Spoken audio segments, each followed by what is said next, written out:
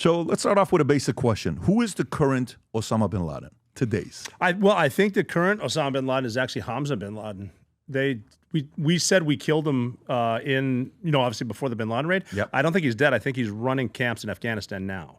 I think there's 27 camps that he's running in cahoots with pretty much everybody. Even over there, when they say, well, it's ISIS, it's pretty much the same dudes. They're just saying they're ISIS now, waving the new flag. But because of the withdrawal and how bad it was in 2021, they've got a lot of camps there. And I think Hamza's alive. I think he's running it. I think he's in cahoots with the Haqqani network.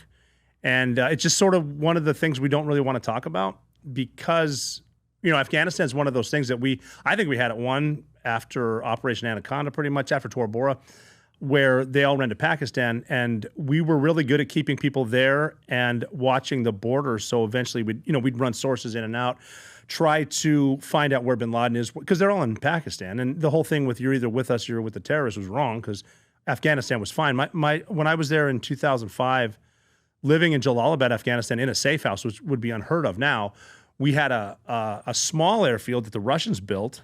And there was even some Hind helicopters still that had been shot down with American-made Stingers.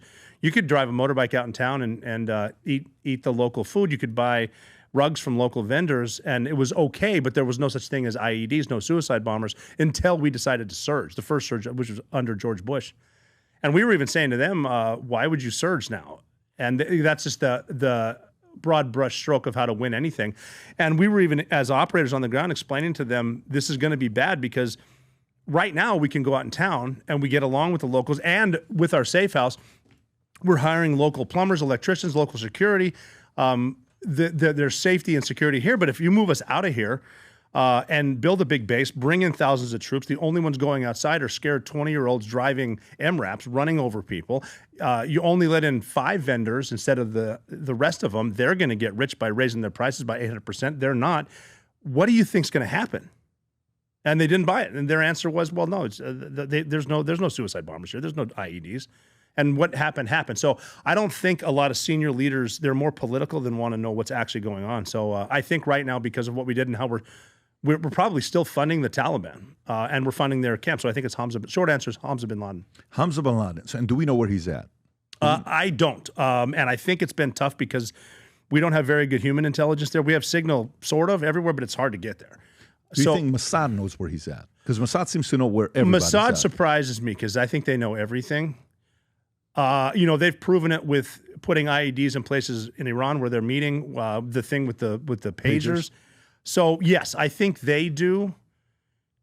It's in their interest to know it, and then you got to figure what their interest is. Is it in their interest to tell us where they are? And then we have our agencies that probably, I don't know. We might, and if we do, first you have to admit he's still alive, and that did we put out counterintelligence, bad intelligence, or is he dead? As far as I know, he's alive. And there are people that I still talk to that are sources, but we're all getting old, so no boots on the ground right now. But you hear about the fact that he was killed in 2019, yes. Right? So on September 14, 2019, President Trump announced that he was killed in U.S. counterterrorism operation on Afghanistan-Pakistan border.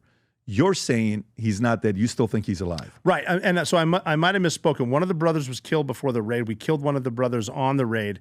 And then, 2019, they said Hamza was dead. I was out then, but my sources have said he's still alive.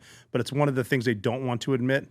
And it's different than right and wrong. It's political at this point, because there would be people that say, well, Trump said it, so it's got to be wrong. Or people that say Trump said it, so it's got to be right. I personally, it makes sense that he's alive. It makes sense to have camps, and it just kind of sucks that 25 years later, we're right back where we started. What is that, right? In September 2024, National Mobilization Front, a resistant group fighting against the Afghan Taliban, claimed that bin Laden was still alive. Bin Laden or Hamza? Hamza. Hamza bin Laden still alive. Osama bin Laden's dead.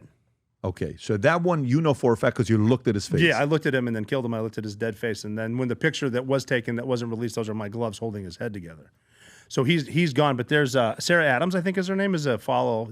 She knows a lot about it. She's at a former agency. She's phenomenal. She does I don't know great. if you've had her on here. I haven't had her on. If you want, she's the one that, I can pretend I know what I'm talking about because I've listened to her, but she's the one that would know. And I think she thinks Hamza is alive still. So she also thinks Hamza is yes. alive. Mm-hmm. And has she said that publicly? Yes.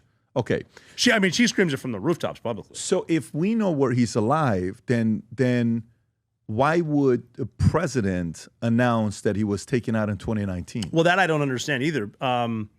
It's almost like with the body double thing, or Seymour Hersh said that we were mutilating bin Laden's body and we threw him over the Hindu Kush and that he was never, and President Trump retweeted that. And he said he just retweeted it to say it's out there, yet sitting in that office, a retweet's has a lot more leverage than not. So for that too, I don't know why, but I think he's alive. Yeah. So you're talking about you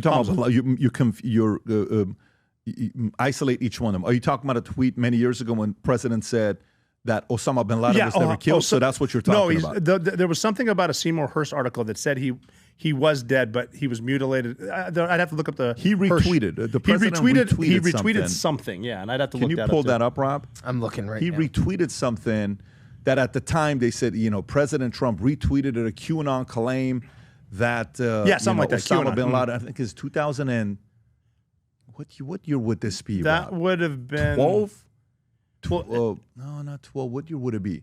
I want to say October of 12. Maybe I'm wrong. So if you can kind of pull up when. No, I think he was president when he tweeted something out, because I was at a pool in Phoenix, and and it was something along the lines of this, with the SEAL Team 6 operators being killed on Extortion 17, which happened, but it wasn't the bin Laden team. If that makes any sense. Yeah. So and I'm kind of mixing this up a little bit too. I'm thinking back to it. So let's isolate it. Sure. Let's kind of focus on each one of them. So on one end, you're saying Hamza, the son, is still alive. Yes. And President Trump said he died in 2019. He says, no, he's still alive. He died. You're saying he's still alive. Okay. Yes. Osama bin Laden, that whole conversation with that one was a different story because, himself, President Trump, and some others are like, why would he be dead? I had DJ Shipley and Cole Fackler, Cole Fackler, I think he said he was there with you on the mission, or one of the 90 guys that was working on the mission. Yes, he would have been one of the guys that don't get credit for being heroes that came in because SEAL Team 6 and the Army rescued SEAL Team 6. And people are always caught up around who shot bin Laden. It's like, well, think about the pilots and the aircrew that came in. And we went in on stealth helicopters, lost one. Imagine the guys coming in on a Chinook that's not stealth. And so Cole would have been one of those guys. Yeah, he was SEAL Team 10, if I'm not mistaken. At the time, well, I think he was 6 too. Was he 6? I'd have to call him. You could be right. Because DJ was at my squadron. He was actually in my team. I was his team. Shipley. Leader. Yes. Okay. So I was his team leader. He was not on the mission. Should have been. He was one of the best ever. And then Cole also. There was a lot of moving parts. We initially started with 23 guys and the 2 air crews, and just because President Obama wanted to beef it up. He gave us what's called the Gorilla Package. So we had more SEALs on more birds, and then we had more Rangers as well, further back to the border, and then into a place called FOB Salerno. So Cole probably was there. I wasn't with him. I don't know. Okay. Hey, what is up? This is Robert J. O'Neill, former SEAL Team 6 operators. I was fortunate to be on some of the most high-profile missions in our very long war on terror, but I am now on Connect. And you can connect with me there, and we can literally talk about anything. You can text, we can do video calls, I can give you messages, and go to Connect, find me. Literally nothing is off limits. Any crazy questions you have that you may or may not want the answers to, I'm more than happy to do it. So find me on Connect. Again, this is Robert J. O'Neill. See you there. If you enjoyed this video, you want to watch more videos like this, click here. And if you want to watch the entire podcast, click here.